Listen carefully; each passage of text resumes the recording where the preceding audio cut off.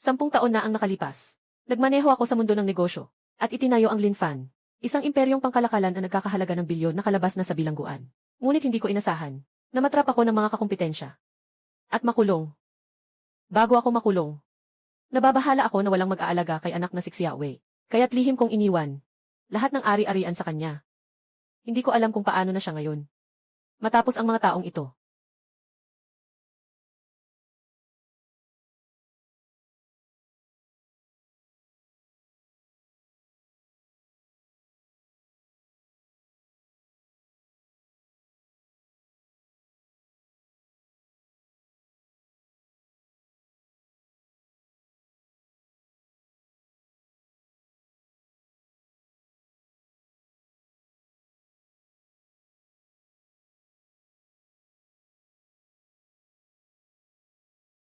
Malugod na tinatanggap si Director Lin mula sa kulungan.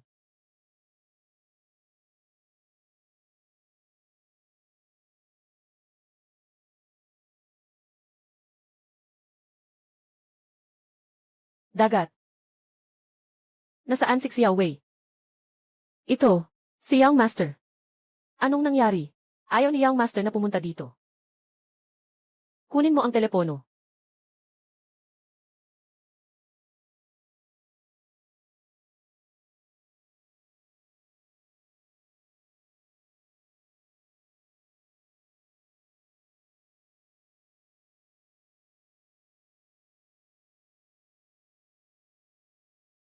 Xiaowei.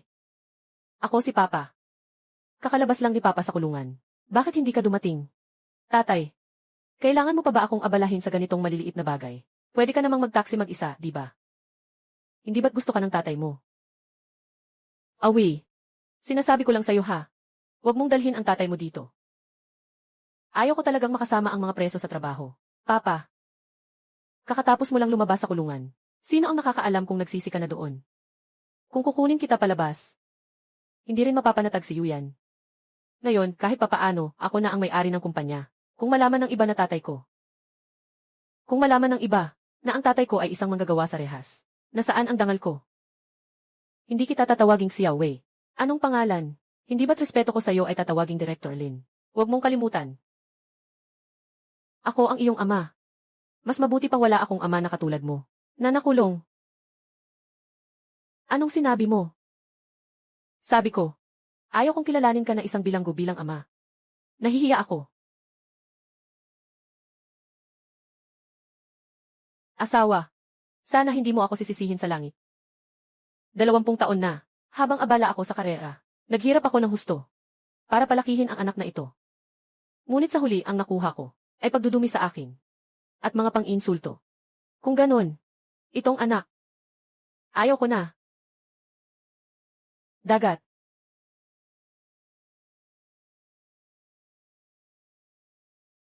Iutos mo na, mula ngayon. Itigil ang lahat ng pamumuhunan sa aking anak. Sa ganitong usapan, ang kumpanya ng binata, hindi makakayanan ng 2 araw at mababangkarote na. Kung ganun, ang kumpanya ng binata, hindi makakayanan ng 2 araw at mababangkarote na. CJ, dapat matagal nang ginawa ito. Nagsakripisyo ka ng labis para sa kanya. Hindi siya marunong magpasalamat.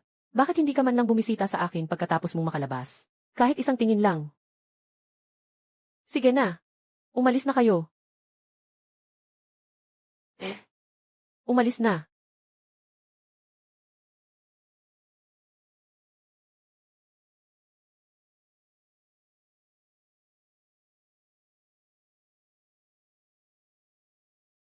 Tatay.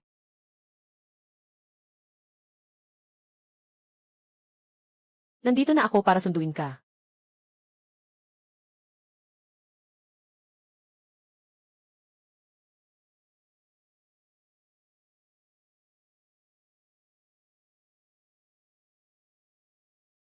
Dito ka lang.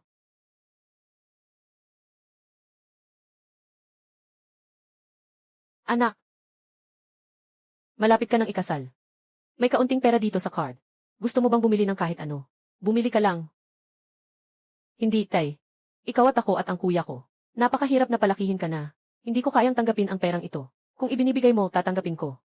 Paano kung may mangbuli sa labas? Walang anuman. Mayroong si Xingji na nag-aalaga sa akin. Ayaw mo, ibigay mo sa akin. Sakto, gusto ko sanang palitan ang sasakyan ko. Pahiram lang, kuya. Sa mga nakaraang taon, palihim kong sinuportahan ang kumpanya ni Lin Wei. Laging tumutulong. Ngunit nakalimutan kong alagaan ang aking anak na babae. Kahit ang dote na inihanda ko para sa kanya. Nakuha na ni Lin Wei. Tatay Lin. Naalala ko dati, hindi mo gustong pumunta. Doon sa iyong mahal na anak, di ba? Bakit ka ngayon nandito sa amin? Si Lin Fan, manugang, hindi naman. Hindi naman. Naitaboy ka, di ba? Ano bang sinasabi mo? May kailangan akong sabihin sa'yo. Pumasok ka, pumasok ka. Tatay. Si Ate Yu ay ganito talaga. Matalas ang dila pero may mabuting puso. Wala naman siyang masamang intensyon. Huwag mo sanang isipin ng masama. Ngayon, kung ako'y pinaparatangan, ito ay dahil sa aking sariling pagkakamali. Tatay, tikman mo kung paano ang aking luto. Tatay. Ngayon, lahat ay dahil sa iyo. Anong nangyari, tatay? Hindi ba ito masarap? Wala. Ang sarap kumain. Ayos na ayos ang lasa. Anong gusto mong kainin next time? Sabihin mo lang sa akin. Gagawa ako para sa'yo.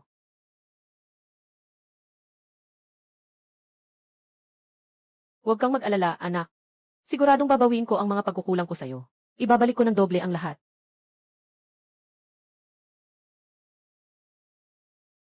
Ano? May problema sa pondo ng kumpanya. CJ, ganito. Kukunin ko ang lahat ng pera sa aking investment account. Lahat ito ay kukunin ko. Dapat sapat na ito para sa kumpanya sa loob ng 1 o 2 araw. Tungkol sa mga susunod na bagay. Susubukan ko pang mag-isip. Sa totoo lang, ito ay kumpanya ng Xingji. May problema sa kanilang financial na linya. Pwede naman akong kumuha ng pera para tulungan siyang makatawid sa problema. Pero ayaw nitong magpatalo. Kung diretso akong magbibigay ng pera, siguradong hindi tatanggapin. Kailangan kong mag-isip ng paraan.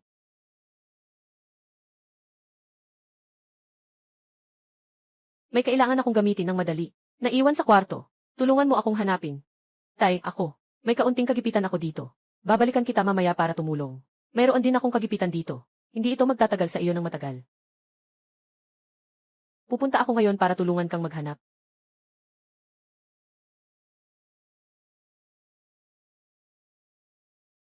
Sa account ni Xingji, mayroong 100 unit na pondo lamang. Kahit na ilabas lahat ito. Sa kasalukuyang sitwasyon, ito ay hindi sapat. Hindi nito masusolusyunan ang kasalukuyang problema. Kailangan lang na kumita ang 1 milyong cash na ito. Para tulungan siyang tuluyang maresolba ang problema sa pananalapi ng kumpanya. Ngayon, ang merkado ng futures at ang merkado ng ginto ay bumaba na. Pero hanggat ang pera ay may krisis sa tiwala, ang pangkalahatang halaga ng ginto ay patuloy lang tataas, hindi bababa. At saka, ayon sa mga impormasyon na nakalap ko sa ngayon, maliwanag na may mga tao na sinasadya ang pagtaas ng presyo ng pilak upang pababain ang kasikatan ng ginto. Kapag ang peking bula ng pilak ay nahayag, ang halaga ng ginto ay biglang tataas sa maikling panahon. Diretso akong nag-invest ng lahat sa mga kontrata ng ginto. Dagdagan pa ng 50 beses na leverage upang ma-maximize ang kita.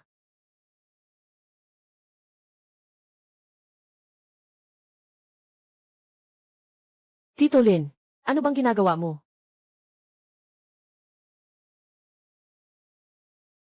Tito Lin, ito ay si Xingji, ang computer na ginagamit sa mga pamumuhunan. Totoong ginto't pilak ang nasa loob. Kung may mangyaring pinsala, kaya mo bang bayaran? Anong nangyari? Hindi ba't iyong tatay? Hindi ka man lang tumingin.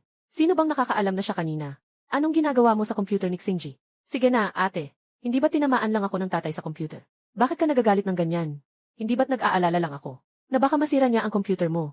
Ikaw pa. Parang ako pa ang sinisisi mo. Ayos, Toriros. Ito lang ang computer, Toriros. Ito lang ang computer. Hindi ito mahalaga. Hayaan mo na lang ang tatay ko na gumamit.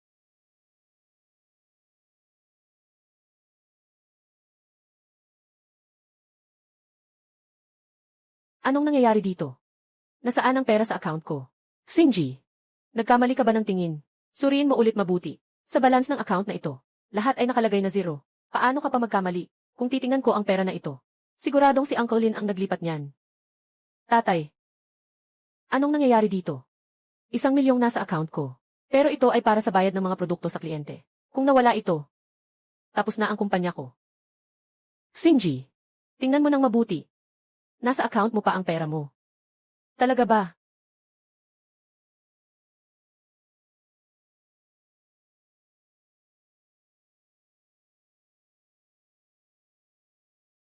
Xinji, kumusta na?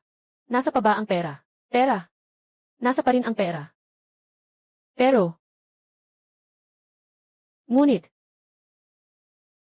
tatay, paano mo nagamit ang 1 milyon ko? Sa pag-invest? Sa futures ng ginto? Nangyari na bang ganito? Para mag-invest sa futures ng ginto. 1 milyon. Lahat ay ininvest sa futures ng ginto. Xinji, hindi ka nagbibiro, di ba? Toriros. Nasa ganitong sitwasyon na tayo. Ano bang pinagtatawanan ko sa inyo? 1 milyong ito. Pero ito ang pera ng kumpanya ko na kailangan-kailangan. Kung hindi natin ito makuha, tapos na ang kumpanya ko.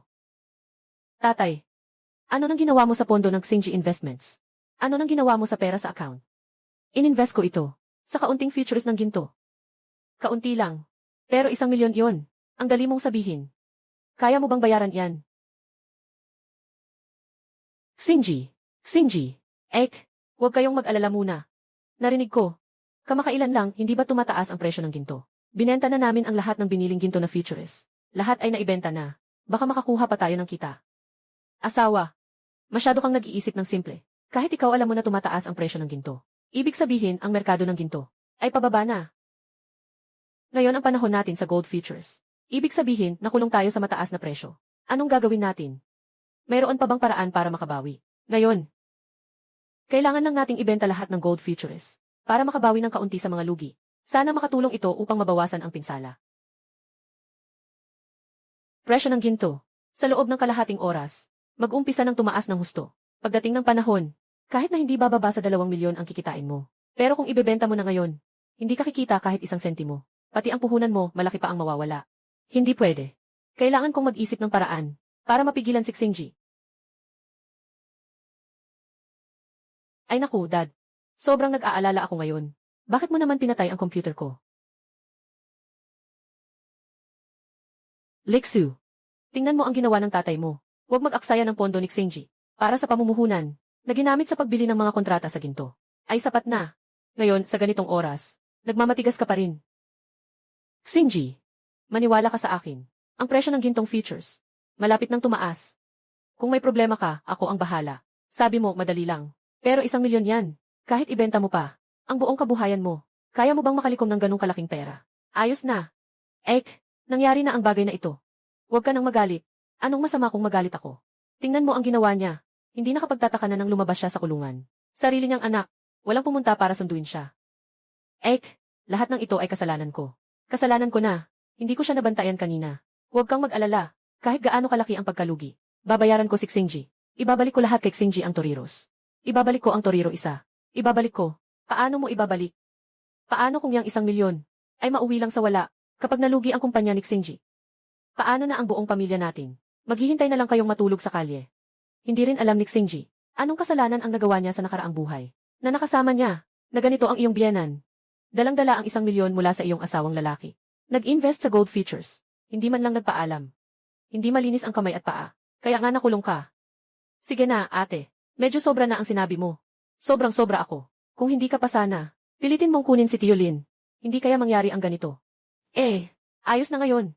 Itong 1 milyon ay nawala na lang. Tatay nag-invest sa gold futures na may mabuting intensyon.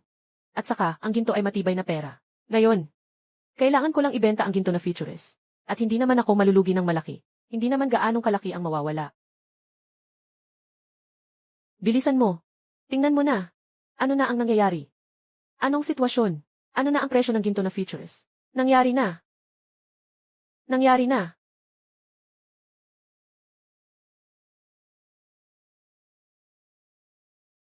Xinji. Ano bang nangyayari? Tumaas ba ang presyo ng ginto sa futures? Ang presyo ng ginto sa futures ay nagsimula ng bumaba. Bakit ka pa nakatayo dyan? Bilisan mo at ibenta mo na ang mga futures ng ginto. Ibalik mo na. Ay naku, gaano man kalaki ang maibabalik. Kahit gaano pa man. Gusto ko rin sana, pero kakabukas ko lang. Naginamit ni Dad ang account ko para bumili ng 1 milyong gold futures at nagdagdag pa ng 50 beses na leverage. Ngayon, bumababa ang presyo ng gold futures. At hindi lang iyon. Wala na tayong magagawa para ibenta at maibalik ang mga pagkalugi. Baka pati ang bahay namin ay mapinsala na rin. Tapos na. Totoo nang tapos na. Hindi ba kayo pwedeng magkaroon ng pasensya? Ngayon, bumaba ang presyo ng gold futures. Dahil sa merkado ng pilak, dahil sa pagbagsak, mabilis na makakabawi. Ikaw pa ang may mukha. Kung hindi dahil sa iyong desisyon, yung pera ni Xingji, walang silbi na ba? Ngayon, may mukha ka pang magsalita ng ganyan dito. Hindi mo pala pag-aari ang pera na yan. Wala kang kahit kaunting pag-aalala. Tapos na. Ganap ng tapos. Ngayon, ang kumpanya, hindi lang malulugi. Pati ang bahay namin. Baka mapilitan din kaming isuko. Naka-mortgage na ang bahay na iyon. Maaari bang maibalik ang mga pagkalugi? Kung hindi nagdagdag si Dad ng 50 beses na leverage. Mayroon pang kaunting pagkakataon. Pero nagdagdag siya ng 50 beses na leverage. Ngayon, wala nang halaga ang bahay na ito. Ano pa ang maaari nating ipanagot? Zhou Xingji, ano ang dapat gawin? Mayroon bang ibang paraan para makabawi? Ngayon, tanging sa pilitang pagsasara na lang ang natitira para maibalik ang mga pagkalugi. Tungkol sa kumpanya, bahala na sa kapalaran.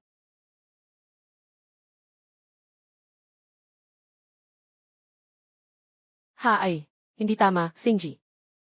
Nakikita ko na ang presyo ng gold futures. Hindi ba tumaas na ito? Anong nangyayari? Itong presyo ng ginto, paano nagsimula ang pagtaas? Di ba? May kumuha na ba?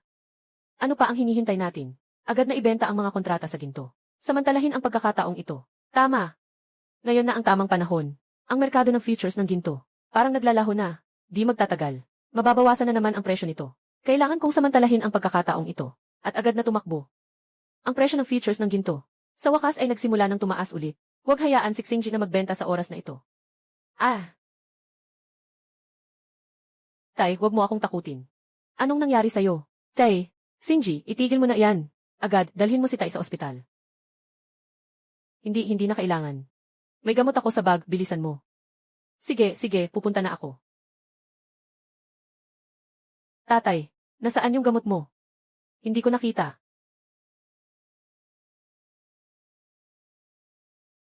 Kung ganito ang takbo ng mga bagay, yung 1,000,000 gold futures na binili ko, ay mabilis na magiging kong profit. Tatay, dumating na ang gamot. Tatay, anong ginagawa mo? Ay naku, sobrang malas. Paano ka napadpad sa ganitong masamang kapalaran? Maayos naman ang buhay namin noon. Hindi kaya, ikaw talaga ang gusto mong magpalipas ng gabi sa kalye. Starjay, mas mainam siguro kung ibebenta mo na lahat ng gold futures mo. Lahat ng yan. CJ, anong nangyayari dito? Hindi ako nagkakamali, di ba? Anong nangyari? Baka bumaba na naman ang presyo ng ginto sa futures. Muling bumaba, no? Kasalanan ni Tio. Kung hindi siya magpapanggap na may sakit, kakagaling lang ni Xingji. Matagal na niyang naibenta ang mga futures na hawak niya. Lahat na. Ayos na. Nabawasan na naman siya. Hindi. Yung gold futures na binili ni Dad, nagsimula ng kumita, 2,750. Nagsimula ng kumita. Kita ang kita. Tama. Hindi ko alam kung ano ang nangyayari. Biglang tumaas ang presyo ng gold futures. Yung futures na binili natin. Hindi lang tayo nalugi, kundi tumaas pa nga. Kung ibebenta natin ngayon, makakakuha pa tayo ng ilang libong piso. Anong hinihintay pa natin? Bilhin na agad. Baka mamaya, bumaba na ang presyo ng ginto. Baka bumagsak na. Tama. Anong nangyayari? Xingji, ano na naman? Baka bumaba na naman ang presyo. Bilhin na natin ito agad. Kahit malugi tayo, tanggapin na lang natin, hindi ba? Pamilihan ng mga kontrata sa ginto ay huminto na. Gaano ba talaga kalaki ang nawala natin? Tatay bumili ng 1,000,000 kontrata sa ginto. Dagdagan pa ng 50 beses na pangutang. Ngayon, hindi lang tayo nalugi. Kundi ano pa? Magsalita ka na. 2,000,000. Kumikita tayo ng 2,000,000.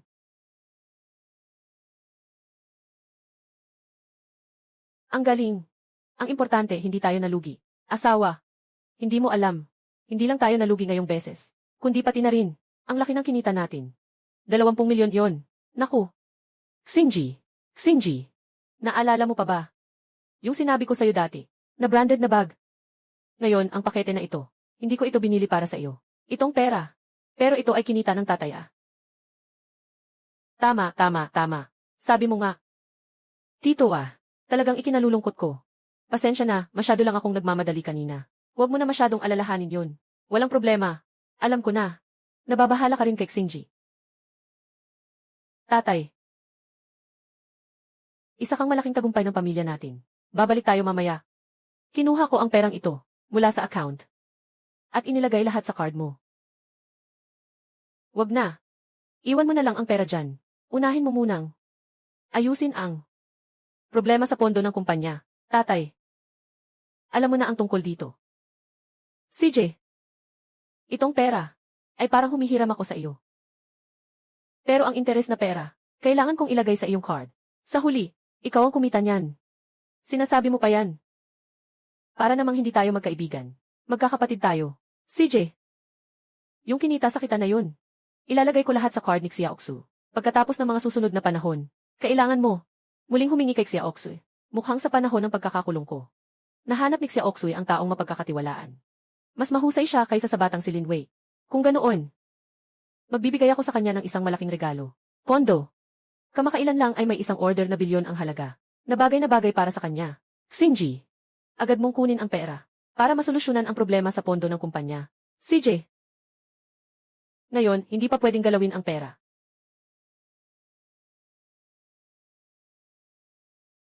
Hindi pa pwedeng galawin ang perang ito sa ngayon. Tatay. Bakit ganito? Tatay. Kumita na tayo ng 20,000. Panahon na para huminto. Kakatapos lang ng bull market ngayon. Sa tingin ko, mabilis na tatas ito. Kailangan nating kumita nito. Tio, dapat mong pag-isipan ng mabuti. Matagal na nating pinagpaguran. Kumita tayo ng 200,000. Kung magpapatuloy tayo sa pamumuhunan, baka lahat ay masasayang lang sa wala. Huwag mag-alala. Ako si Lin Fan. Hindi ako gagawa ng bagay na walang katiyakan. CJ. Tatay. Sa anumang kaso, ikaw ang kumita ng pera. Susunod kami sa iyo. Alainan.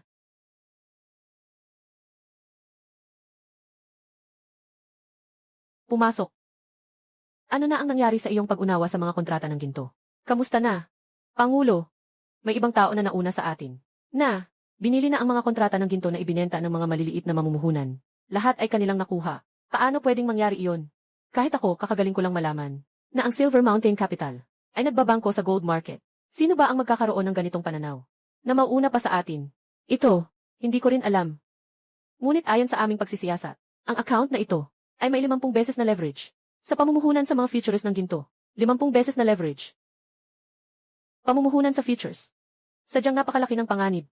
Kung hindi dahil sa aking mga insider na impormasyon, hindi rin ako basta-basta pwedeng mag-invest. Yung taong ito laging nagsisimula ng 50 times leverage. Nanganganib sa ganitong malaking panganib. Hindi. Siguro, yung taong yon bumalik na sa larangan. Chairman, sinasabi mo na. Bukod sa Diyos ng pamumuhunan. Karaniwan. Hindi ko maisip kung sino pa ang makakagawa ng ganitong malaking hakbang. 20 taon na ang nakalipas. Gamit ang natitirang 2,000 piso. At matalas na pang-amoy. Sa merkado ng pamumuhunan, siya ay nagtagumpay ng husto. Nagtayo siya ng sarili niyang imperyong pangkalakalan. Isang imperyong pangkalakalan na nagkakahalaga ng bilyon. Saklaw nito ang ekonomiya, teknolohiya, at internet at iba pang 10 larangan.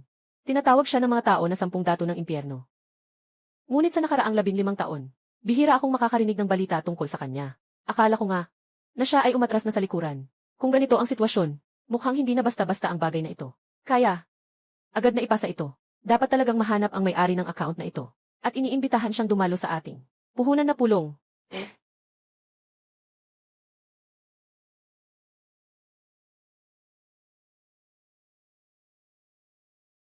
Ay. Kayo ay. Ako ang Pangulo ng Jiangsu Chamber of Commerce. Huang Guoqiang. Nandyan ba si Ginoong Zhu Xingji? Bumisita kami para sa kanya. Kamusta? Ako iyon. Anong maitutulong ko sa inyo? Ganito kasi.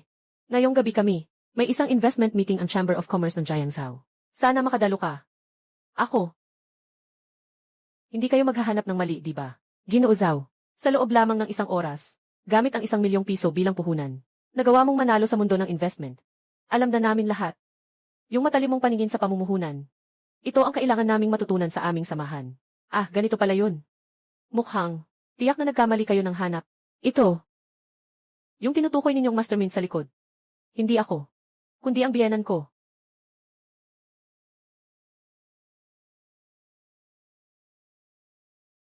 Ah, ang taong mukhang manggagawa sa bukirin. Siya na ba ang Diyos ng pamumuhunan, si Ping Fan? Talaga namang ang mga matanda ay mas matalino. Ginoo. Mangyaring huwag kalimutang dumaan. Ngayon gabi ay ang investment meeting ng aming samahan.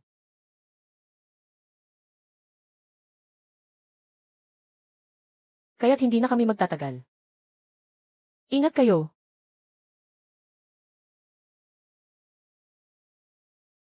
Ito ang unang pagkakataon na nakatanggap ako ng imbitasyon sa investment meeting. Kung makakakuha ako ng investment sa meeting, magkakaroon ng pondo ang kumpanya. At magkakaroon tayo ng pera. Nagsimula na ng bagong proyekto. Tatay, tingnan mo. Tatay, talagang dadalo tayo sa investment meeting na ito. Ang Xinji Company ay nasa gitna ng pag-unlad. At pagkakataon ko na ito. Hayaan ang dagat na mamuhunan sa kanilang kumpanya para makabawi na rin sa aking dating pagwawalang bahala sa kanila. Dahil sa kanilang taos pusong paanyaya. Pupunta tayo. CJ. Kaya maghahanda na ako ngayon. Aalis tayo mamaya. Malaki.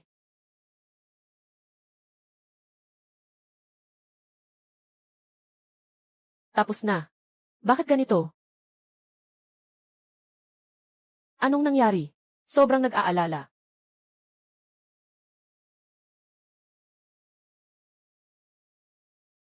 Pondo ng kapayapaan.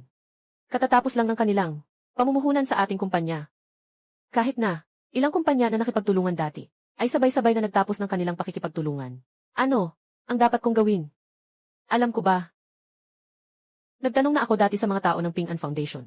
Tungkol dito, bakit kami dapat pag-investan? Ngunit tahimik ang iba. Ako naman ay hindi na nag-isip pa. Sino ang mag-aakalang bigla na lang matatapos ang investment? Sai. Sa kasalukuyang sitwasyon ng kumpanya, kung walang bagong investment, baka sa loob ng 3 araw lang, malulugi na tayo.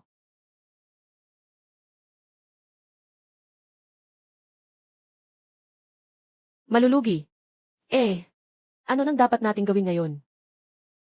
Huwag kang mag-alala. May pag-asa pa. Narinig ko, sa gabing ito ng Jiangsu Business Association, sa pagtitipon ng pamumuhunan, may isang malaking tao na darating. Kung makakakilala tayo sa kanya, ang kumpanya, hindi lamang mabubuhay muli, kundi lalago pa. Totoo ba? Kaya ngayong gabi, kailangan kong magbihis ng maayos para sa importanteng taong ito, makapag-iwan ng magandang impresyon.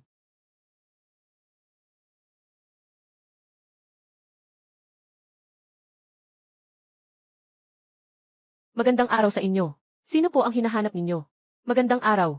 Narito kami para dumalo sa investment meeting.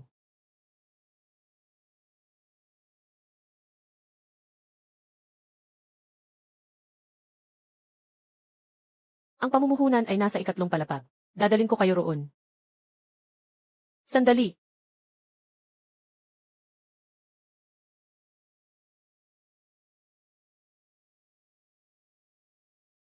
Linksu. Bakit ka nandito? Kailangan bang itanong pa yan? Siyempre, kasama ko siya. Ang tatay ng isang bilanggo. Dito, ilalagay ang eye drops. Ikaw? Anong ikaw? Nasabi ko bang mali? Hindi ba't ang tatay mo ay isang kriminal? Linksu. Binababalaan kita. Sa investment na ito ngayon, mahalaga ito sa akin. Kayo, huwag kayong makialam dito. Sino ang nakasagabal sa iyo? Nandito rin kami para sa investment meeting. Lahat ng dumalo sa investment meeting na ito ngayon ay mula sa Jiangsu, mga kilalang tao. Kayo lang. Hindi kayo karapat-dapat sa pintuan. At kayo, paano kayo nagtatrabaho? Anong klaseng tao ang pinapayagan ninyong makapasok? Na-i-check mo na ba ang imbitasyon? Maniniwala ka ba kung magreklamo ako sa'yo? Pasensya na. Nailabas na nila ang imbitasyon. Nagkakamali ka ba? Kahit na sila lang ang ilang tao, pwede na silang makasali. Magkakaroon ba ng investment ngayon? Talaga bang hindi kayo nag-check ng maayos ng imbitasyon? Kuya, kahit papaano, pamilya tayo. Sinasabi mo na lang na ako at si Xingji. Hindi na lang natin pag-usapan. Ngayon nandito si Dad. Sobra ka na namang magsalita. Linksu. Walang mali sa sinabi ng kuya ko. Alam mong importante itong investment na ito. Para sa kuya ko. Pero gusto mo pang dalhin itong lolo na ito. Para guluhin ang magandang balak niya. Para kayong may masamang balak, ano? Sapat na. Kung hindi kayo aalis, tatawagin ko ang gwardiya. Ah! Gwardiya. Gwardiya. Itigil mo.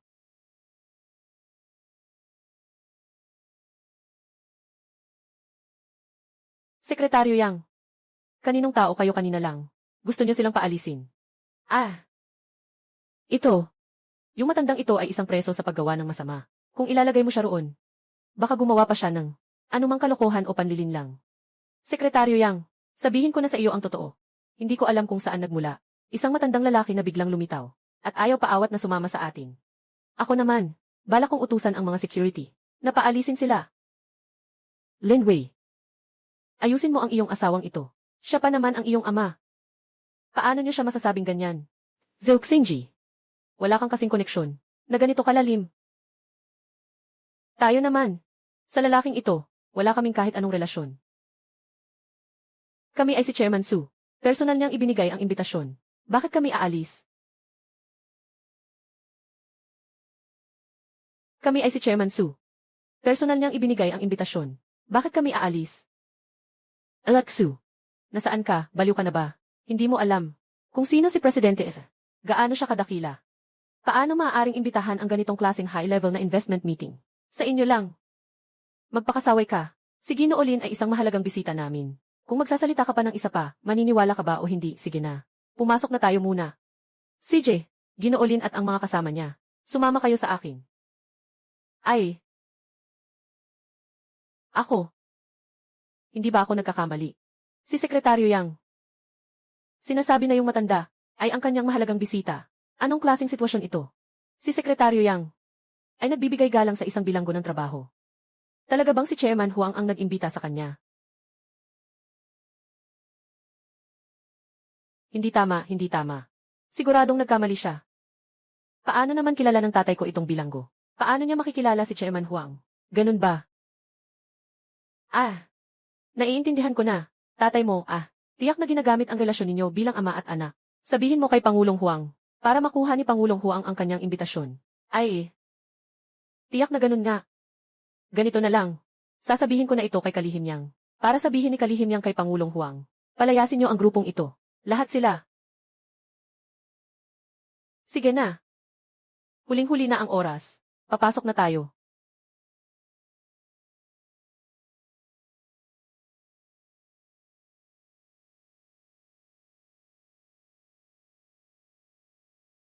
Bago magsimula ang investment meeting, gusto kong ipaalam sa inyo.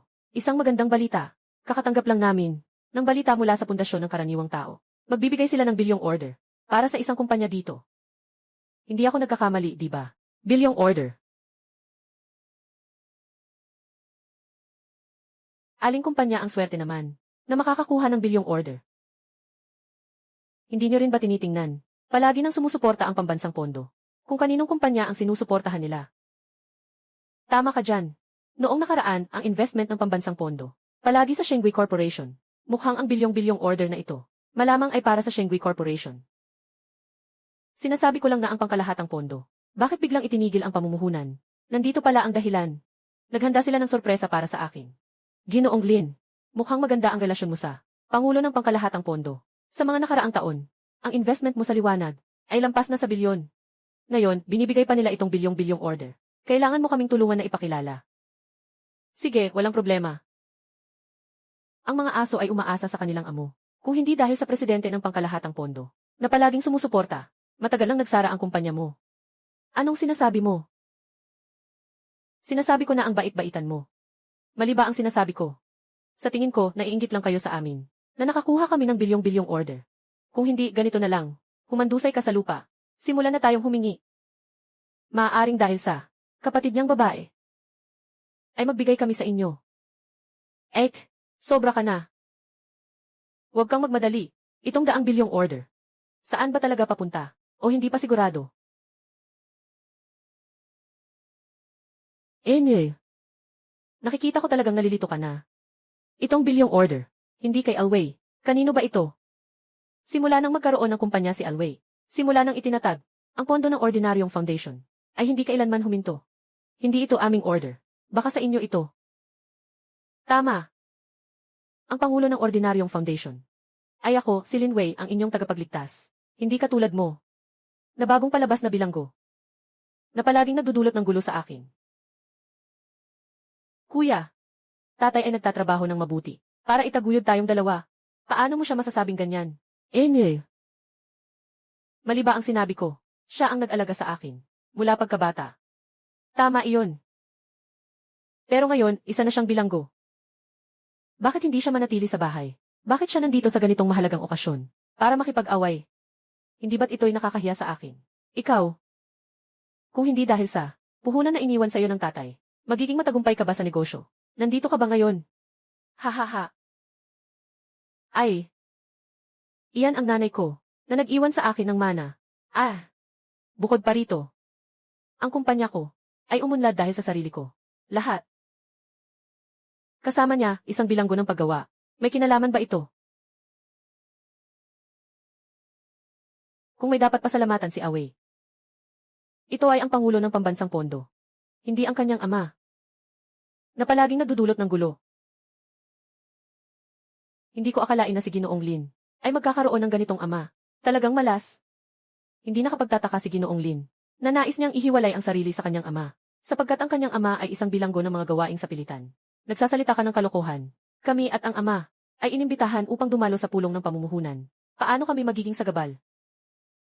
Yung mga naiisip mo. Hindi ko pa ba naiintindihan? Sige na. Away. Huwag nang mag-aksaya ng salita sa kanila. Malapit na si Vice Presidente Chen. I-anunsyo na niya ang resulta. Kami. Maghihintay kami.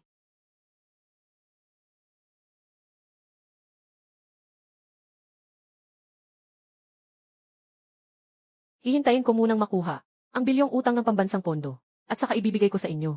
Dahan-dahang magbibilang ng utang. Ayon sa desisyon ng presidente ng pambansang pondo, ibibigay ang bilyong utang kay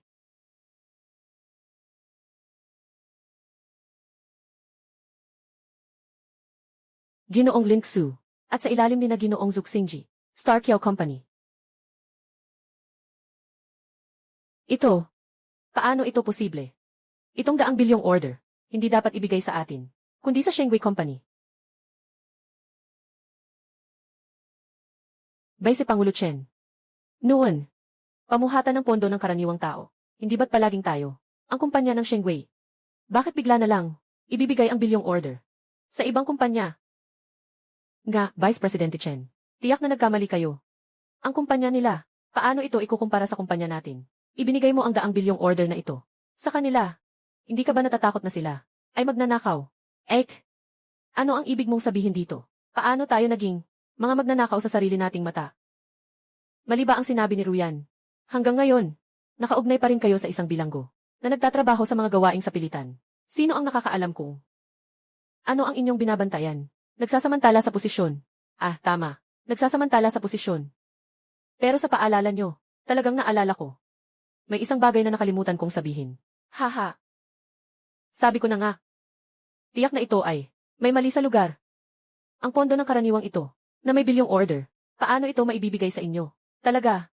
Pangalawang Pangulo Chen, magsalita ka ng malakas. Gusto kong ipahayag sa lahat. Kung sino ang tatanggap ng huling bilyong order na ito. Sa huli kung sino ang mapalad. Pasensya na. Ang aming presidente ang magpapasya. Para sa order na ito, walang kinalaman ang inyong kumpanya sa bagay na ito. At saka, ang pangkalahatang pondo ay kinansela ang inyong nakaraang pakikipagtulungan. Lahat. Ito, paano mangyayari ito?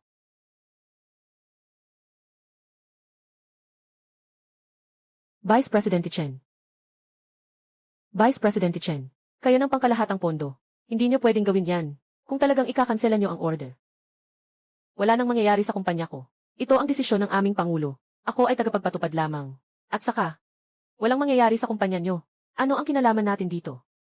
Pangalawang Pangulo Chen. Dito, siguradong mayroong hindi pagkakaintindihan. Tingnan mo ito. Pwede mo ba akong makausap sa inyong Pangulo? Maaari ba? Okay ba? Anong karapatan mo? Makipag-usap sa aming presidente. Anong ibig sabihin nito? Kung mabibenta ang Shengui Company, tayong lahat ay mauubos. Paano kung malalaman? Sino ang makakapagsabi? Kung sino ang presidente ng Ordinary Foundation? Sa ganitong pagkakataon, nabawiin ang ating pakikipagtulungan sa kumpanya. Tama, hindi ba't sinabi mo na may darating na isang malaking tao mula sa pundasyon na ito? Kung handa siyang tumulong, sana ay makuha natin ito. Tiyak na malalampasan natin ang pagsubok. Tama ka. Ngayon, wala nang ibang maaasahan kundi yung sinasabi ni Ginoong Huang na malaking tao.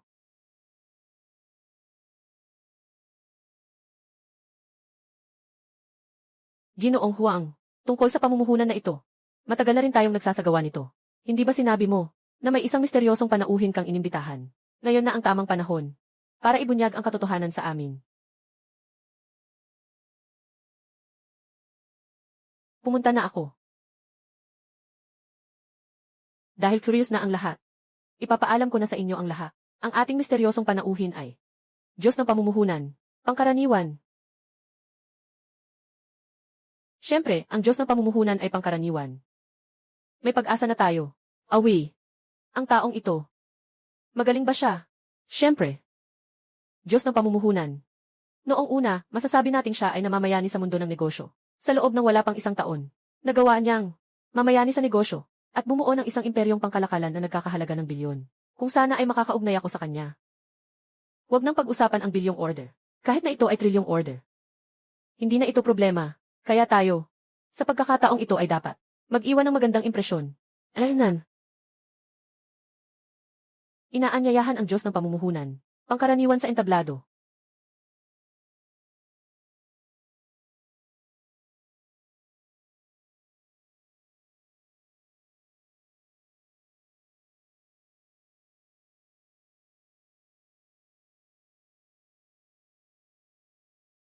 Hindi ba ako nagkamali? Ang Diyos ng pamumuhunan, si pangkaraniwan, ay ang ama ni Ginoong Lin. Kaya pala dati ng pinuhunan ng pangkaraniwan fund sa kumpanya ni Ginoong Lin. Nalaman ko na ang koneksyong ito. Hindi ko talaga alam. Ngayon, nagsisisi si Ginoong Lin na hindi niya ginawa. Talagang bulag kayo. Siya lang naman ay isang nagbubungkal ng pataba at nagtatanim. Hindi niya alam ang tungkol sa pamumuhunan. Sa totoo lang, naiintindihan ko na kung paano kayo nakakuha ng imbitasyon. Pangulo Huang, mukhang naloko kayong lahat niya. Hindi siya talaga isang Diyos ng pamumuhunan. Ano ang ibig sabihin nito, Ginoong Lin? Ibig sabihin ba nito na ang tatay ni Ginoong Lin ay nagpapanggap bilang Diyos ng pamumuhunan? Fake ito. Ngayon ay naiintindihan ko na ang nangyayari. Kayo nga, para makapasok sa investment meeting na ito, ninanakaw ang bilyong order mula sa akin. Maging ganito kayong walang kahihiyan na nagpapanggap bilang iba. Sobrang lakas ng loob ninyo. Ikaw, bagong labas lang mula sa bilangguan na isang labor reform prisoner. Ni hindi mo pa alam kung paano pumasok sa stock market. At saka ka pa, walang hiya kang nagmamayabang na ikaw si iba. Talaga bang nagkamali ako? Ginoong Huang, nais kong cancel ang kanilang mga imbitasyon. Itaboy silang lahat. Ito, sinasabi mo ba na ang Pangulo ng Pambansang Pondo ay isang manloloko? Si Vice Presidente Chen ay tinawag pa siyang Pangulo. Ibig sabihin ba na si Ginoong Lin ay talagang Diyos ng pamumuhunan? Ginoong Chen, hindi ka naman nagkakamali, di ba? Isang bagong nakalabas na bilanggo siya. Paano siya maging Pangulo ng Pundasyong Payak? Tumahimik ka. Kung hindi dahil kay Ginoong Lin, hindi tayo magiging Pundasyong Payak.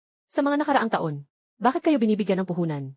Ang Ordinary Foundation ay nakikita ang potensyal nito, di ba? Potential. Kung hindi dahil sa patuloy na lihim na suporta ni Director Lin, hindi sana kayo umabot sa ganitong kalaki ng inyong kumpanya. Binibigay niya sa inyo ang lahat ng gusto ninyo. Pero paano niyo siya tinatrato? Ayaw kong maniwala. Siguradong peke yan. Walang silbi siya. Para lang magpahiya sa akin. Parang kriminal. Walang silbi siya talaga. Bibigyan mo lang ako ng kahihiyan, Lao. Manggagawa ng reformatory. Siguradong nagpapanggap siya. Bilang Pangulo ng Pangkalahatang Pondo, ang ibig mong sabihin ay wala akong mata. Kahit ang Pangulo ng ating Pangkalahatang Pondo, hindi ko siya makilala. Kung totoo ka man, Pangulo ng Pondo ng Pangkalahatan, Pinabalik mo si Pangulong Chen, na mamuhunan muli sa aking kumpanya. Lin Wei. Mukhang hanggang ngayon. Hindi mo pa nakikilala ang iyong pagkakamali. Mali. Ano bang pagkakamali ko? Ikaw pa nga ito. Na nagpasara ng pamumuhunan sa kumpanya ko. Sa mundong ito, saan ka makakakita ng ganyang ama? Sinasabi ko sa'yo, ang kumpanyang ito ay bunga ng 15 taon kong pagsisikap. Kung mawawala ang kumpanya, hindi kita patatawarin. Ikaw, maliit na cute. Ipinapayo ko sa iyo na ibalik agad ang kumpanya ni Away. Kung hindi, kapag tumanda ka na, wala nang mag-aalaga sa iyo. Tay, andito pa kami. Hindi niyo na kailangang mag-alala. Ito. Talaga bang umaasa ka sa anak na babae mong may asawa na, at sa isang taong hindi mo kaano-ano para alagaan ka sa pagtanda mo? Ako naman, bibigyan pa kita ng huling pagkakataon. Ngayon. Agad. Hayaan si Pangulong Chen. Ibalik ang kanyang pamumuhunan sa aking kumpanya, at ilipat ang pondo ng pangkalahatang kahalagahan. Sa aking pangalan. Bilang anak, kaya ko pa rin. Bigyan ka ng pensyon buwan-buwan. Papangakuan kita sa iyong pagtanda. Umalis ka. CJ. Magsisisi ka talaga. Si Ginoong Lin ay nagbigay ng kanyang sarili para sa inyo. Isinakripisyo ang kanyang karera para maging alipin sa inyong tahanan. Bago siya makulong, patuloy pa rin siyang nag-uutos sa atin na alagaan kayo ng mabuti. Ilipat ang lahat ng ari-arian sa iyong pangalan. Pero kayo, kahit ang pinaka-basic na respeto ay hindi ninyo ibinigay sa kanya. Isang nabilanggo sa paggawa, pinahirapan siya ng husto. Kayo dalawa ang may kasalanan ngayon. Sa tingin ko, lahat ay karapat-dapat.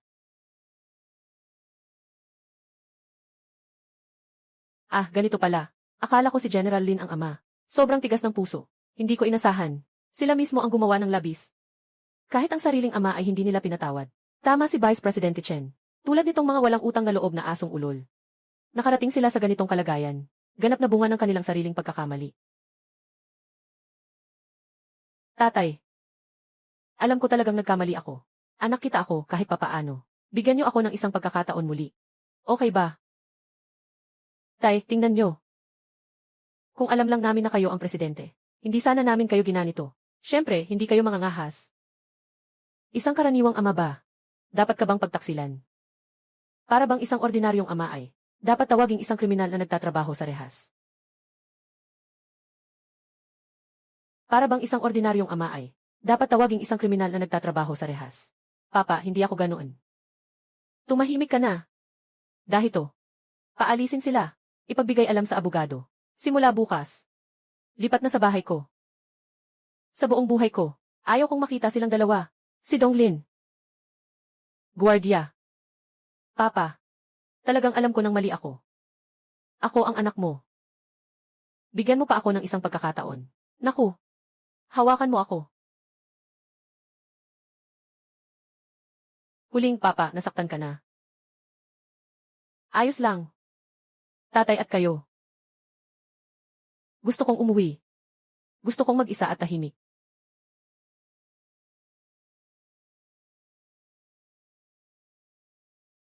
Tatay, hindi ko akalain na marami kang pagkatao.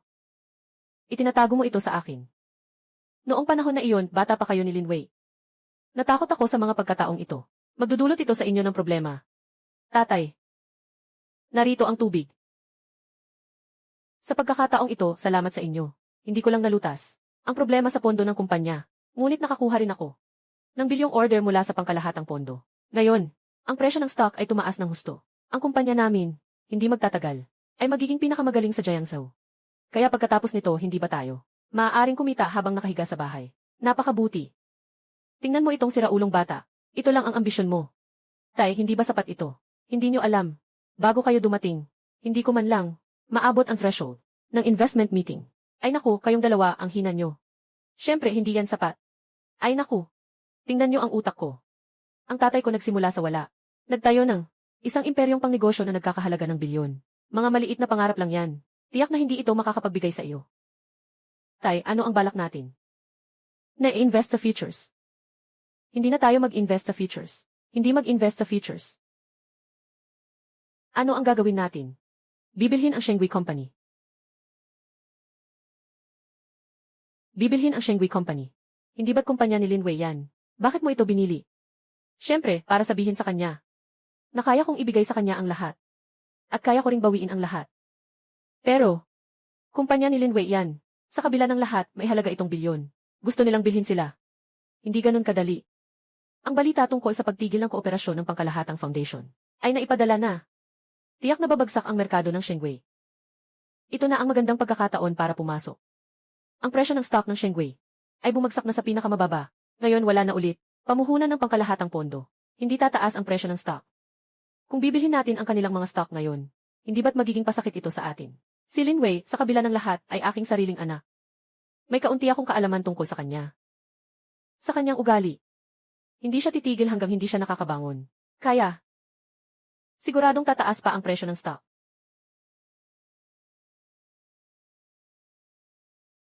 Away, mag-isip ka na ng paraan. Wala na ang kumpanya natin ngayon. Walang suporta mula sa Pingshan Foundation. Ngayon, bumaba ng husto ang stock. Malapit nang mag-bankrupt. Hindi sila nakikipagtulungan sa akin. Walang problema, hahanapan ko ng iba. Hindi ako naniniwala. Kahit nawala siya, si Lin Fan, hindi mawawala ang kumpanya ko. Hindi ito mamamatay. Ginoong Lin.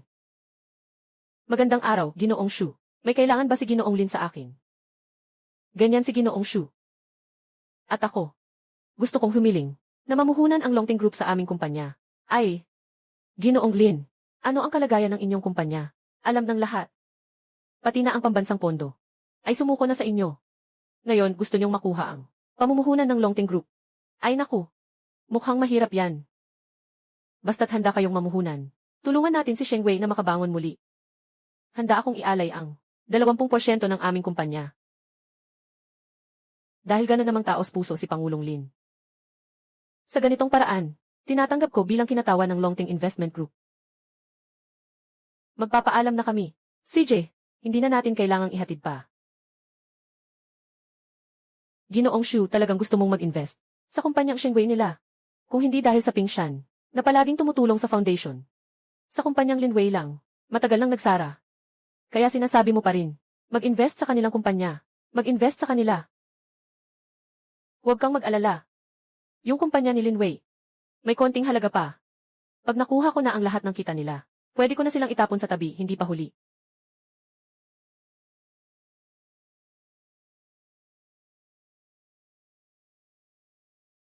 Direk Lin, ang anak mong si Lin Wei. Handa nang magdaos ng press conference. Inimbitahan pa nga kami ng pondo ng ordinaryo. Sa tingin mo, pupunta tayo. Tiyak na hindi ako nagkamali. Hanggang ngayon si Lin Wei ay nagsusubok pa rin na makaalis. Sakto, magagamit natin ang pagkakataong ito para tuluyang siyang mapatid sa pag-asa. Dahil taos puso ang imbitasyon. Pupunta tayo. Sige, Ginoong Lin. Agad kong aayusin ang sasakyan para kunin ka. Sino yan, Dad? Ah, wala lang. Si Ijay. Kumusta na ang pagbili ng mga stock? Tatay, nakakumpleto na tayo ng pagbili ng halos 40% ng stocks ng Lin Wei Company. Pero, patuloy na bumababa ang presyo ng stocks nila. Yung 20 milyon na kinita natin, naubos na lahat. Baka mas mabuti pang ibenta na natin agad. Kahit papaano, may naibabalik pa rin tayo na kaunti. Sapat na. Ganito. Mag-ayos na kayo dalawa. Sama kayo sa akin. Sa press conference ni Lin Wei. Press conference.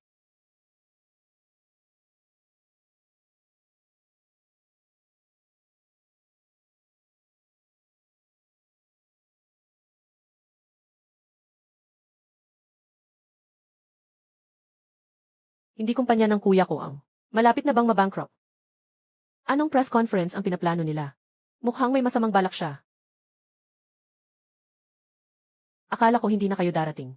3 kayong hindi darating.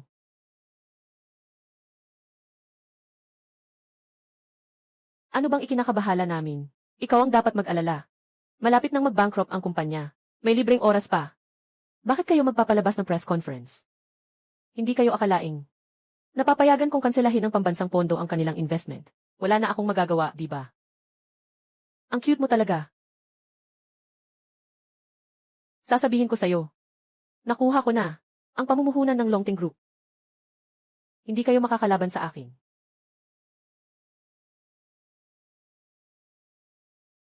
Awi. Huwag na kayong makipag-usap sa kanila ng walang silbi. Hintayin natin. Makamit natin ang investment mula sa Longting Foundation. At saka, bilhin natin ang Pingshan Foundation nila. Sa panahong iyon, tinitingnan ko kung paano sila nabubuhay.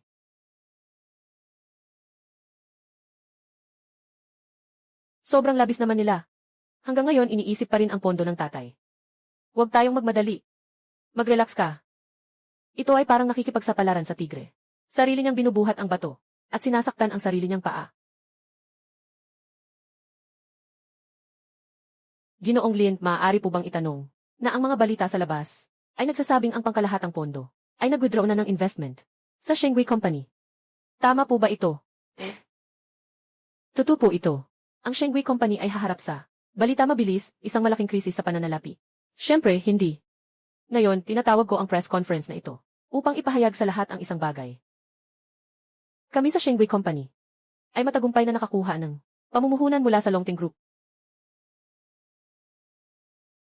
Ang aming kumpanya, Shengwei, ay matagumpay na nakakuha ng pamumuhunan mula sa Longting Group. Hindi ko akalain na makakakuha si Ginoong Lin ng pamumuhunan mula sa Longting Group. Hindi nakapagtataka na sinabi ni Ginoong Lin na ang pangkalahatang pondo ay nagbawi ng pakikipagtulungan at wala itong epekto sa kanya. Matagal nang may bagong backer sa likod. Awi, tingnan mo. Mula nang makuha natin ang investment mula sa Longting Group. 30.30 at 70.0 siyam 200 at 30.03 10 oras 7 minuto mula nang makuha natin ang investment mula sa Longting Group 23.00 10 oras 2,075 per 74 kalidad.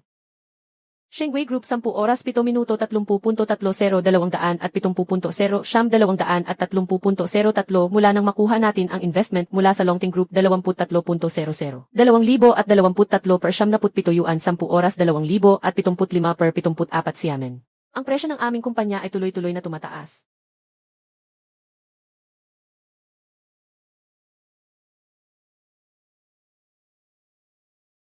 Narinig mo ba? Shengwei Company. Tumaas ang presyo ng stock. Ngayon, kahit na ito ay isang pagbili, madali na lang ang makuha ang ordinaryong foundation. Lao Kiday. Sinasabi ko sa iyo, mas mabuti na nakusang loob na ibigay sa akin ang ordinaryong foundation. Sinasabi ko sa iyo na mas mabuti ngayon na sumunod ka ng kusa at ibigay sa akin ang pangkalahatang pondo. Sa ganitong paraan, makakapag-iwan pa ako sa iyo ng pera para sa iyong pagretiro. Kung ayaw mong ibigay ito, huwag mong sisihin ako kung ako'y magiging masungit. Lin Wei, naging magalang ka ba sa akin? Sayang naman.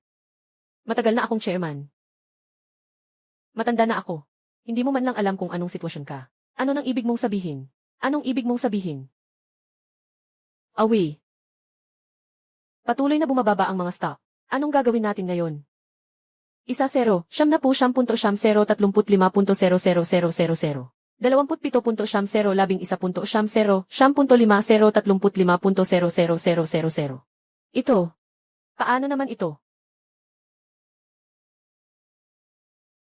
Ito. Paano naman ito? Alam ko. Ito ay ang Longting Investment Group. Si Ji Shu ng Longting Group. Ibinenta niya ang 20% ng kanyang bahagi. Lahat ay ibinenta. At nagdeklara pa sa iba na hindi siya nakipagtulungan sa ating Shengwei Group. Si Shu Yunfeng na ito, sira ulo.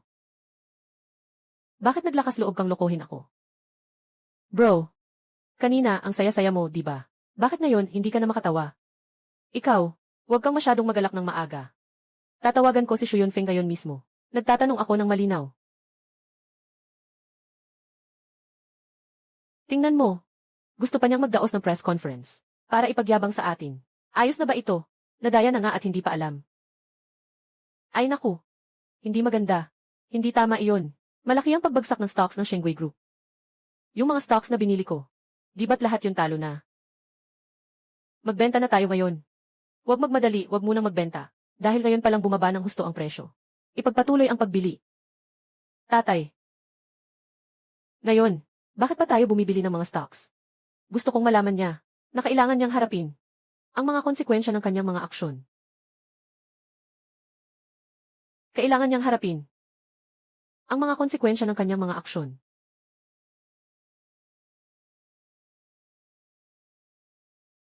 Si Wei. Kamusta si Wei? May balita na ba? Hindi siya sumasagot sa tawag ko. Ano ang gagawin natin? Patuloy na bumabagsak ang presyo ng stock ng kumpanya namin. Kung ganito pa rin, tapos na ang kumpanya ko. Huwag mag-alala. Nasa akin pa ang kumpanya ngayon. Walang problema. Gagawin nating pautang ang kumpanya sa bangko.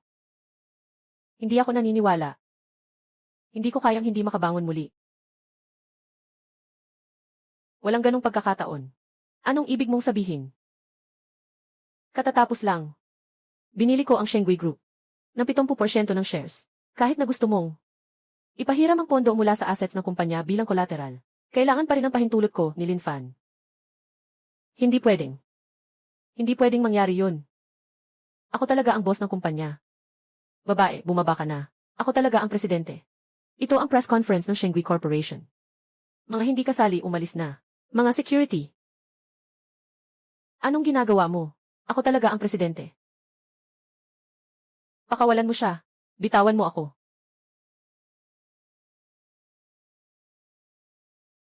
Ay.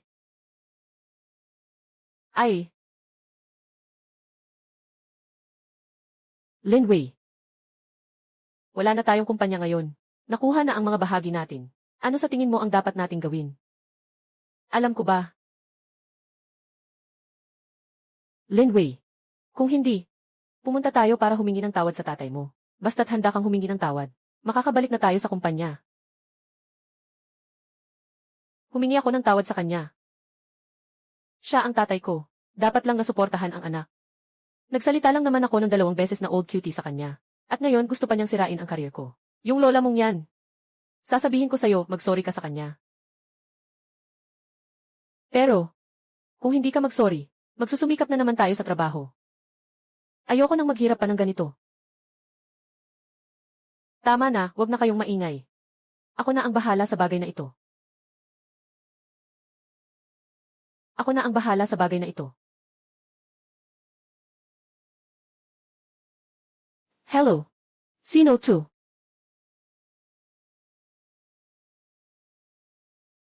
Totoo ba ang sinasabi mo? Ayos. Naiintindihan ko na. Anong nangyari? Ako lang, ang tatay ko ay isang bilanggo sa paggawa. Paano naman pwedeng maging isang presidente ng foundation ng pagtutulungan? Ah, ganun pala. Siya ang nagsamantala ng pamana na iniwan sa akin ng nanay ko. Kung ganun, ibig sabihin, hindi ba't ang pambansang pondo ay kalahati lang? Ay sayo. Higit pa sa kalahati. Gusto kong ipagawa niya sa akin na ibigay ang yaman ng nanay ko. Walang kulang, lahat ibigay niya sa akin. Lahat ibulgar niya.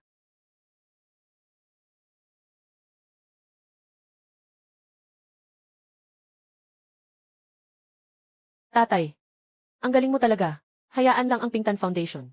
Nailabas ang balita tungkol sa pakikipagtulungan sa Shengwei Company. Agad na tumaas ang presyo ng ating mga stock.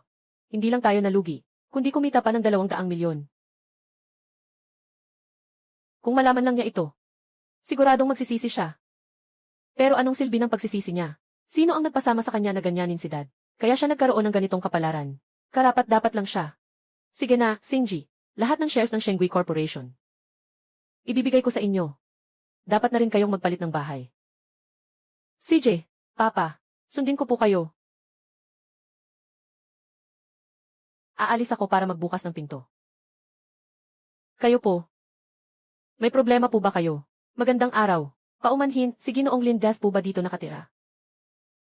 Siya po ay aking biyenan. May problema ba kayo sa kanya?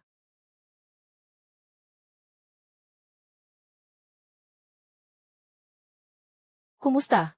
Ginoong Lin. May tao dito.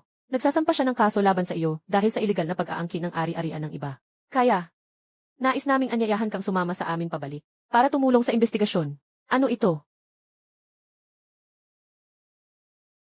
Sigurado kayong nagkamali kayo. Paano naman pwedeng gawin ng tatay ko ang iligal na pag-aangkin sa ari-arian ng iba? Tama nga. Sigurado may hindi pagkakaintindihan dito. Ito ay isang paanyaya para sa isang imbitasyon. Detalye tungkol sa sitwasyon. Kailangan si Ginoong Lin Fan. Bumalik tayo sa amin para imbestigahan at kumpirmahin. Papa. Sige na.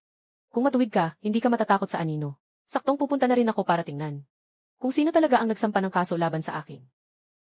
Sasamahan ka namin para pumunta. Tara na, Ginoong Lin.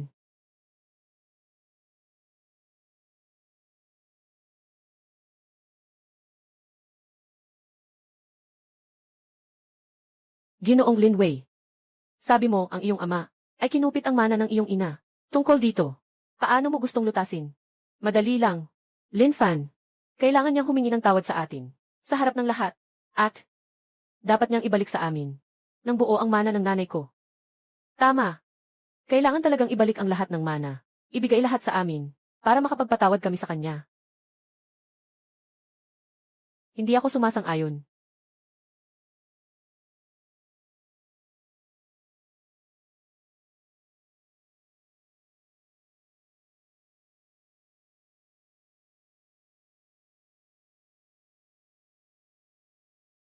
Tatay, umupo ka. Anong silbi ng hindi mo pagsang-ayon? Sasabihin ko sa iyo. Away. Siya ang tunay na anak ng kanyang ina.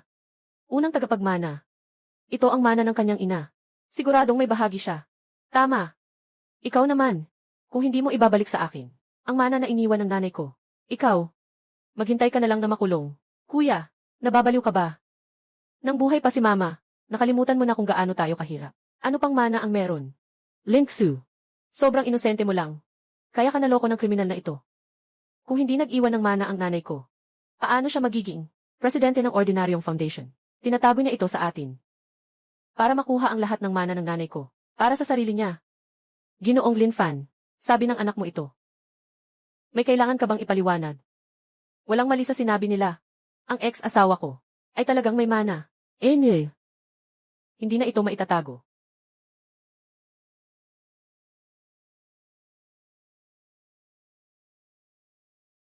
Ito ang ibinigay niya sa akin. Bakit mo ilalabas ang sulat? Hindi ba't gusto mo ng mana? Ito ang mana na iniwan ng nanay mo.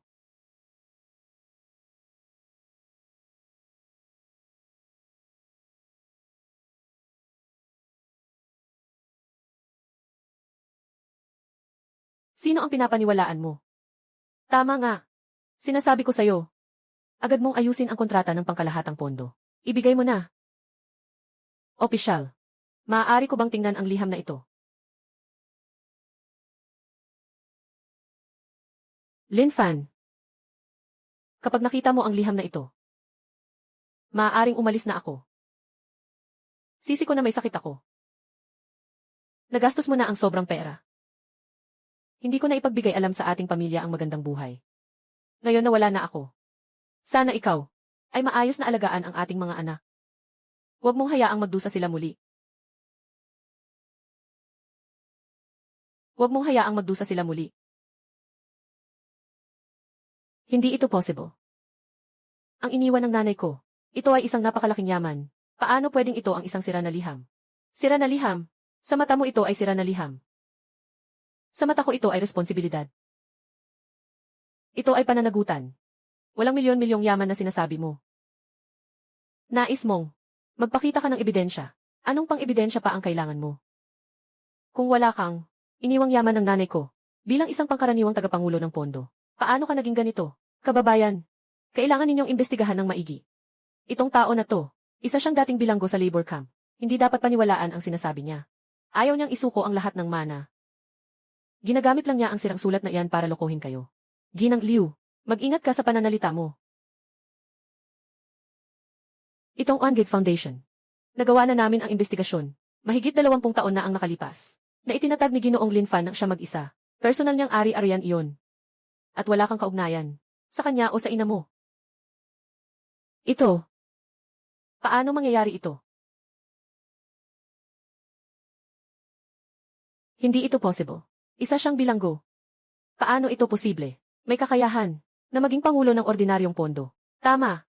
Suriin mo ng mabuti. May problema ang pondong ito. May problema ka ba? Kahit ang sariling anak mong lalaki ay mapahamak at masira. Anong pang hindi mo magagawa? Yung pera mula sa pambansang pondo ay hindi mo magagawa ng walang malinis. Alam mo sa sarili mong puso. Nga. Opisyal, kailangan mo lang tingnan kung saan napunta ang pera ng pangkalahatang pondo. Lahat ng ito ay magiging malinaw na. Ginoong Lin, kalmado ka muna. Ito. Ito ang aming mga resulta ng investigasyon. Sa pangkalahatang pondo. Sa nakalipas na 20 taon, lahat ng pondo ay napunta sa isang kumpanya.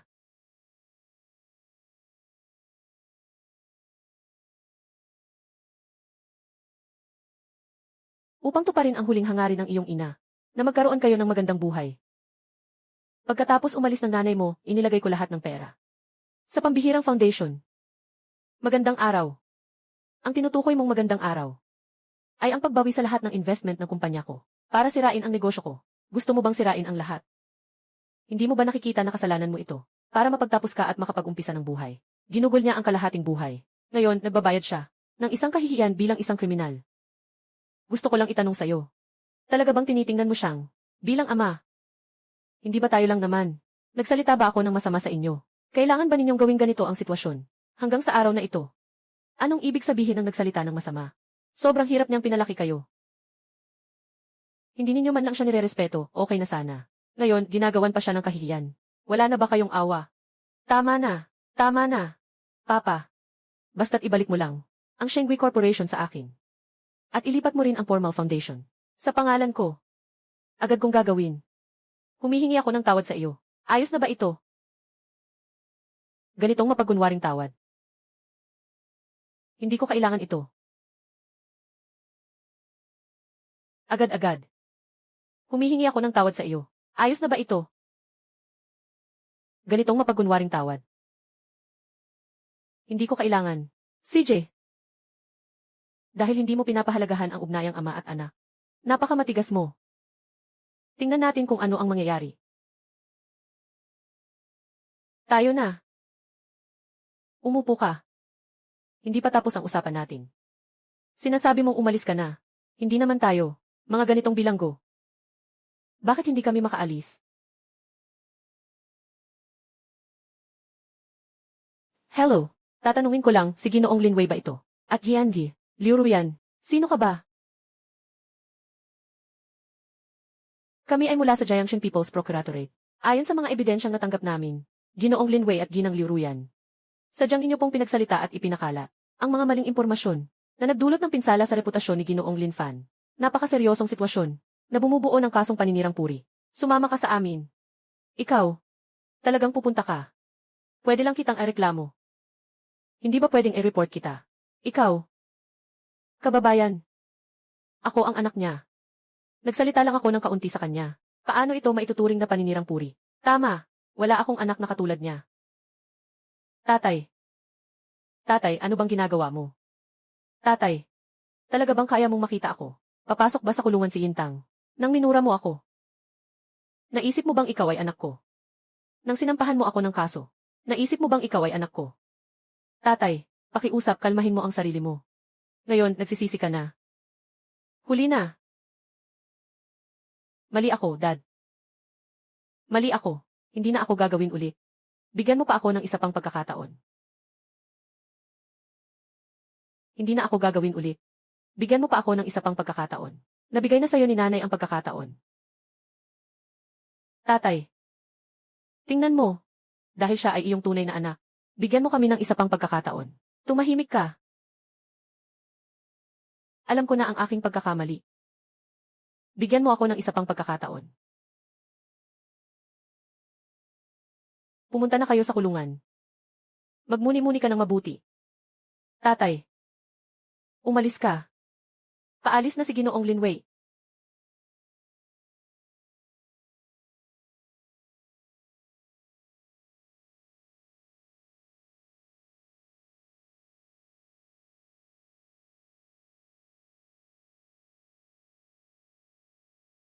Kalma ka lang.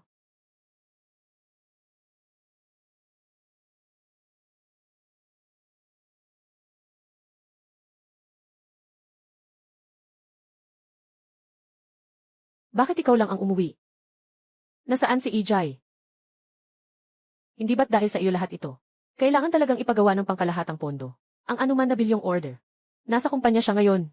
Abala na parang walang pahinga. Saan siya magkakaroon ng oras para bumalik? Sige na nga. Ako nga. Bukas tatawagan ko ang pondo.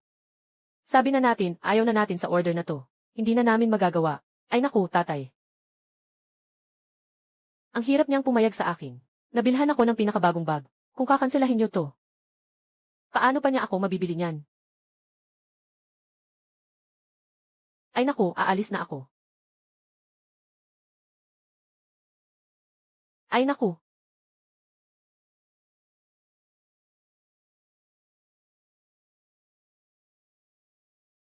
Ay, kumusta? Ito ba ay si Ginoong Linfan?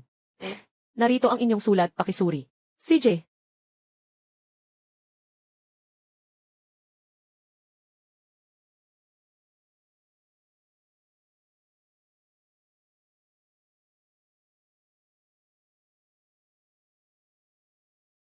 Tay. Matapos ang malalim na pagninilay-nilay sa nakaraang panahon, alam ko nang nagkamali na ako. Kahit na hindi ko alam, kung mapapatawad mo pa rin ako. Pero kailangan kong sabihin sa'yo na paumanhin. Sana ay hindi pa huli ang lahat. Para sa pasensya.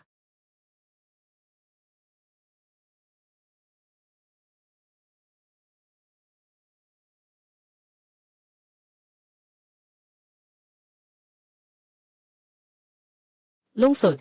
Ang bantay.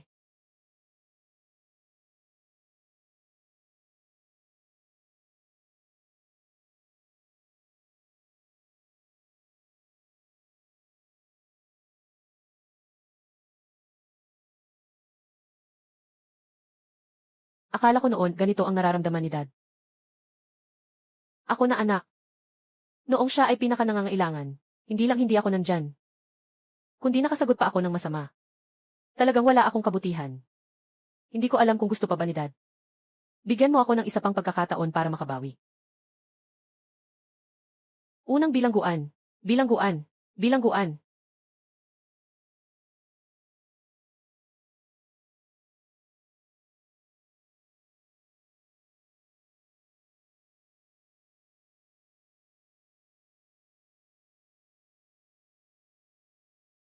Ek, bakit ka nandito? Sa kabila ng lahat. Kapatid pa rin kita. Siguradong dadating siya para sunduin kapag labas niya ng kulungan. Higit pa rito. Higit pa rito. Hindi lang ako ang dumating ngayon.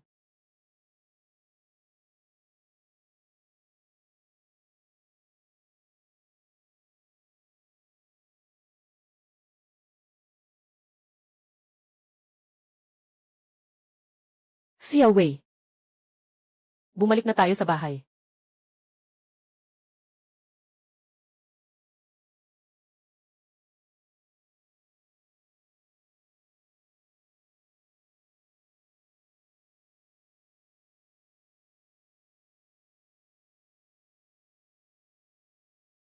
Sana ang paghingi ko ng tawad na ito, hindi masyadong huli.